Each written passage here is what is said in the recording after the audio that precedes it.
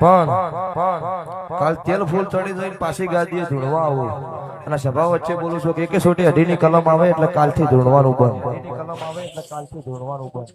અમારો વાયદો હતો, અમારો ટાઈમ હતો. 6 મહિના 12 મહિના પછી પાછી રજા લઈશ. મારો જીવ એવું ભુવાનો કે વળી ધૂણવું છે.